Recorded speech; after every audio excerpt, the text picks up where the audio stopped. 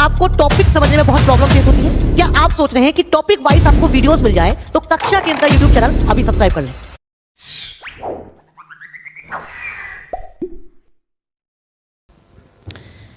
Hello students, Jai Hind. This is Rajat Prabhakar. Welcome to Kaksha Kendra classes. प्यारे बच्चों, hello students, Jai Hind. This is Rajat Prabhakar. Welcome to Kaksha Kendra classes. प्यारे बच्चों, आज की इस छोटी सी क्लिप में हम समझेंगे, बहुत प्यारा सा टॉपिक है रिलेशन। और रिलेशन टॉपिक को तो हर कोई रिलेट कर ही सकता है, इसलिए कि आपके घर में जैसे रिलेशंस पाए जाते हैं, मम्मी पापा आपके रिलेटिव्स हैं, बुआ हैं, ऐसे ही नंबर्स के बीच में भी तो एक रिलेशन एग्जिस्ट हो सकता है। कि मान लीजिएगा एक नंबर दूसरे नंबर से 2 बड़ा है, यानी x जो है उसकी वैल्यू y से 2 ग्रेटर है। तो जो हमें आपको क्या मिल गया, एक रिलेशन कि x की वैल्यू हमेशा y से 2 ग्रेटर है। अगर y की वैल्यू 4 है तो x की वैल्यू कितनी होगी, हमेशा 2 ग्रेटर यानी 6। y की वैल्यू 10 है तो x की वैल्यू कितनी आएगी, 12। You got the point. ऐसे ही नंबर्स के बीच में रिलेशन होता है। तो हम उस रिलेशंस को बहुत ही अच्छे तरीके से समझेंगे बिना किसी देरी के। स्टार्ट करते हैं। सबसे पहले हम पढ़ते हैं क्या, डेफिनेशन। डेफिनेशन क्या दिया गया, a relation R from a non empty set A to a non empty set B is subset of Cartesian product A cross B. देखिए, रिलेशन जो होगा आर से डिनोट करेंगे, वो सेट ए और सेट बी का होगा और वो सबसेट होगा Cartesian product A cross B का। सबसेट क्यों होगा, मैंने अभी आपको पिछली क्लिप में समझाया था। क्या, आपके कार्टेशियन प्रोडक्ट में से ही रिलेशन निकलेंगे। तो अब जब कार्टेशियन प्रोडक्ट में से ही रिलेशन निकल रहे हैं तो ऑब्वियस सी बात है, रिलेशन जो होगा एक सेट होगा जो कि कार्टेशियन प्रोडक्ट का सबसेट होगा, क्योंकि कार्टेशियन प्रोडक्ट में से ही रिलेशन निकल कर आ रहे हैं। सबसेट आपने चैप्टर नंबर 1 में सीखा है। अगर नहीं सीखा है तो आप प्लेलिस्ट में जाकर अभी देख सकते हैं। आगे, the subset is derived by describing a relationship between the first element of the ordered pair in A cross B। देखिए, ध्यान से देखिए। और सबसेट कैसे ड्राइव्ड होगा, वो एक रिलेशनशिप के जरिए ड्राइव्ड होगा, ठीक है। Second element is called the image of the first element. और पहले एलिमेंट की जो इमेज है वो सेकेंड एलिमेंट होता है। बड़े रिलैक्स मोड में समझिए। ऐसा मान लीजिएगा एक सेट दिया गया, बहुत कॉन्शियस होकर देखिए, 4 5 और बी एक रिलेशन दिया गया, क्या, 4 5 6 7 8। अब क्या कह रहा है, एक रिलेशन है, सेट बिल्डर फॉर्म में लिख रहा हूं मैं, x, y is such that x equals to y plus 1, या y इक्वल्स टू लिख देता हूं, y equals to x plus 1। मैंने एक रिलेशन लिखा।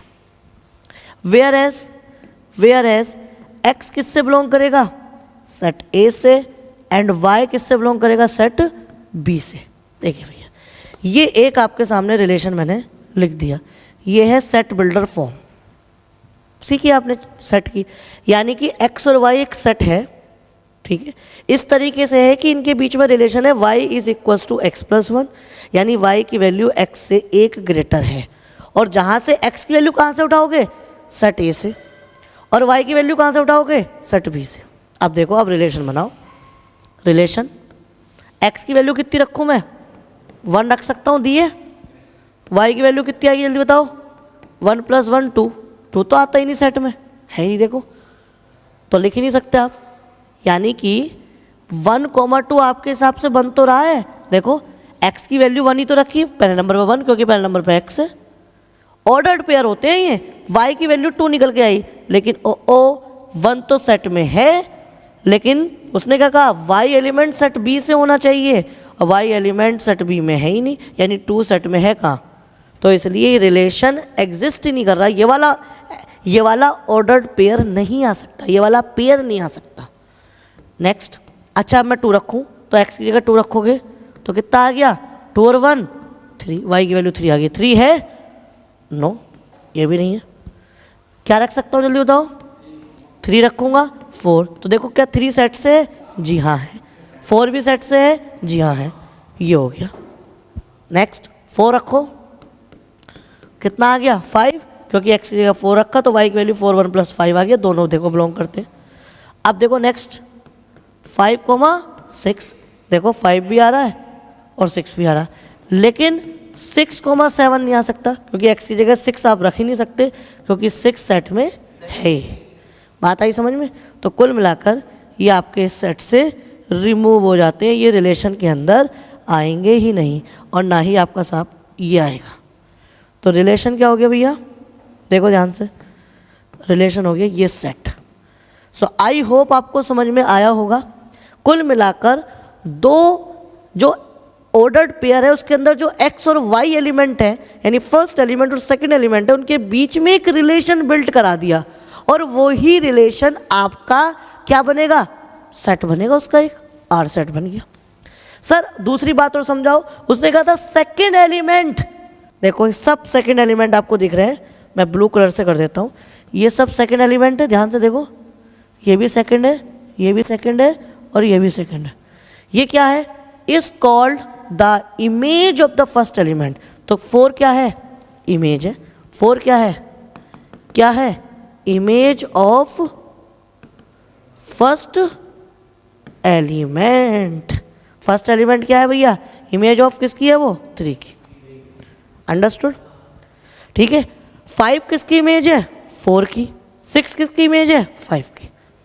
तो बेटा कुल मिलाकर दो सेट के बीच में एक कोई भी थियोरेटिकल रिलेशन दिया होगा जो कि सेट बिल्डर फॉर्म में होगा, आपको उसकी रोस्टर फॉर्म लिखनी है। ये कौन सी फॉर्म है इसकी? रोस्टर। या फिर कोई रिलेशन रोस्टर फॉर्म में दिया होगा, आपको उसकी सेट बिल्डर फॉर्म लिखनी है। आई होप इस क्लिप पे रिलेशन क्या होता है, सेट बिल्डर फॉर्म रिलेशन की क्या होती है, सेट और रोस्टर फॉर्म ऑफ रिलेशन क्या होती है और इमेज क्या होती है, ये आपको समझ में आ गया होगा। ऐसी और मज़ेदार और इन्फॉर्मेटिव वीडियोस के लिए जुड़े रहिए हमारे यूट्यूब चैनल कक्षा केंद्र के साथ। जय हिंद।